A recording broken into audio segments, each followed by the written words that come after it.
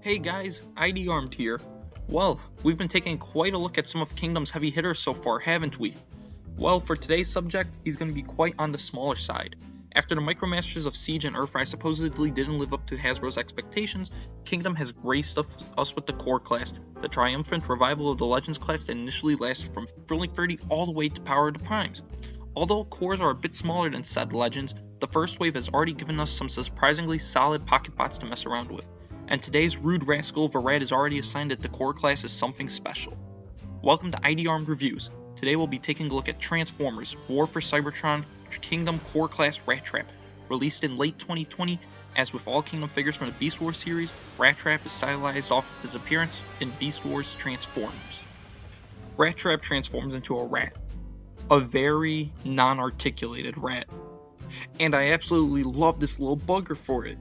Seriously, for practically being a statue, I love Rattrap's beast mode so much. Unlike my previous looks at Beast Wars characters, this version of Rattrap isn't the first to have plenty of realistic ticks. Thrilling 30 Rattrap and even the original 1996 basic had some sense of realism as well, but the fact that this Rattrap could feasibly be squished by an actual mousetrap, that has some weird morbid appeal to me. Yeah, you know what? I'm not actually going to go that far for this review. Not one chance. Let's get you out of there, Rattrap. Alright, back to the review. When it comes to the specific details of Rattrap, two I have to commend are the paint on the head sculpt and on the front feet. The gradual fade from the gray plastic to paint is simply commendable, and once again, hashtag busted out the chops making the fur texture on him feel so natural. However, I do have two minuscule issues with Rattrap's beast mode. First, I wish the tail was painted as the feet were. It would have helped to increase the sense of realism on the rat mode. And secondly, there's a good chunk of robot bits spread throughout the back half of the rat. While it's a bit jarring to have Rattrap's hands make up his butt, I do understand they're working with a limited parts count on such a small figure. As mentioned earlier, Rattrap isn't going to do numbers in terms of articulation. His only points are his back beat and a hinged joint at the tail. Anything else will end up breaking the sculpt. And for his only feature, Rattrap includes a tiny rifle. For the first time I remember in my own collection, the handle is only 3mm, meaning most Transformers cannot wield this. The rifle stores via a tab that slots into either of Rattrap's hind legs. So overall, Rattrap's beast mode, while super simple, has an odd charm to it, especially hanging with his fellow Maximals. Now let's maximize over to Rattrap's robot mode. For being such a little guy, Rattrap's transformation is actually pretty intense. All of his robot mode arms and legs are tabbed in a specific way that it feels like opening up a box separating them all from where to go. And after cleaning up his backpack and doing a classic dramatic head flip, Rattrap is in his robot mode. So with Rattrap, I feel like we now see how much Hashtag has learned with smaller figures after not working on Legend scaled figures for over 2 years. In lieu of the blocky, simple Legends of the past, Rattrap feels slim, nimble, and a bit revolutionary in design. In addition, aside from some missing painted details, Rattrap feels like he's jumped out of the mainframe show and into my review booth. I feel even more so than Primal and Megatron from the past reviews. As usual, I'll start with the head. While it isn't crazy detailed like the Thrilling 30 release, it hits all the marks for what Rattrap evokes. In particular, I'm happy they actually gave him his silver buck teeth and red gaping maw. Moving to the backpack, I was shocked at how clean they got this done. Not only is it super compressed, but it won't give you any problems with balancing thanks to his decently large feet. And as brought up by my friend Dr. Lockdown, the way that the tail is detailed to just feed into his back is just stellar.